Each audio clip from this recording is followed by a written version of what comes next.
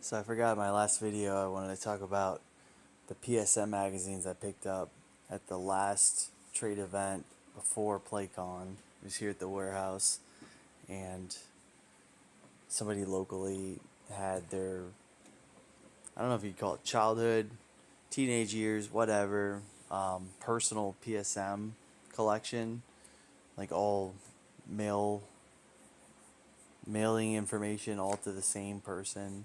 It was their personal PSM set. Super nice condition.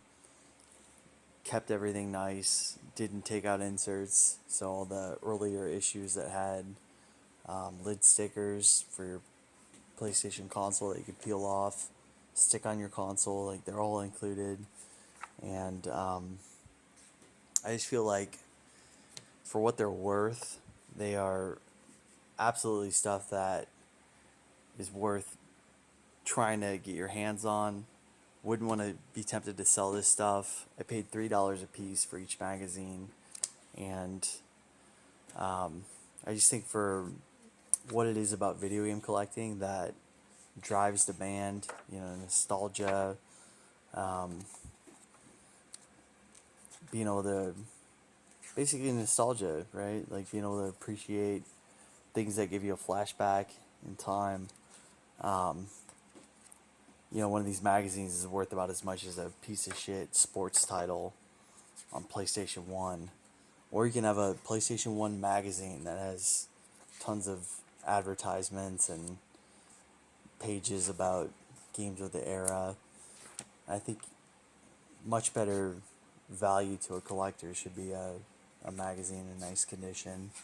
So maybe outside of like Nintendo Power, where a lot of the really nice issues are trying to be sold for lots and lots of money, um, you shouldn't be tempted to want to sell your PlayStation magazines, your Dreamcast magazines, your old Game Informers, your old EGMs. Like, they don't command a lot of money right now, but they have a intrinsic value.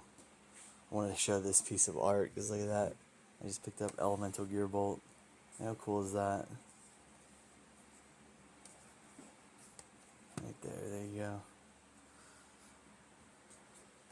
They're so much cooler than their exchange rate on the market right now. So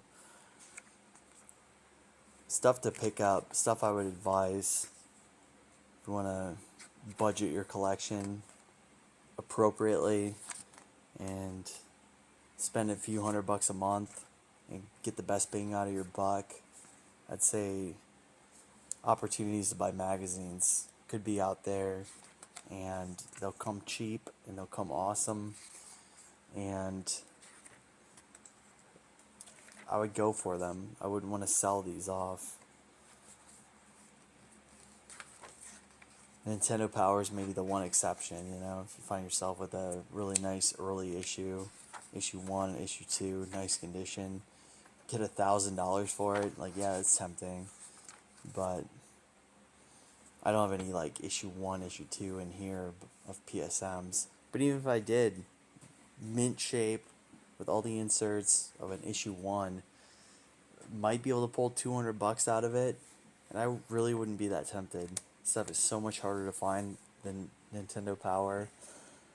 Game Informers, EGMs can be very hard to find from the early to mid 90s.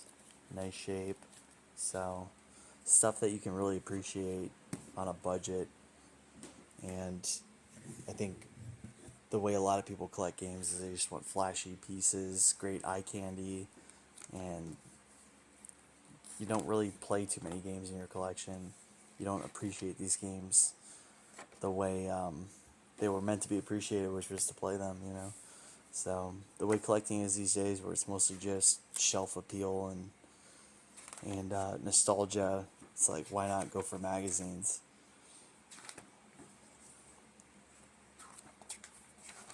So really happy for this. Paid $300 for around 100 magazines here. Super mint shape. Thought that was one of my best pickups in a long time, as far as You don't get an opportunity like that every day, you know. It's not about what they're worth, really. It's just the condition and the opportunity. Felt really good on the PSMs.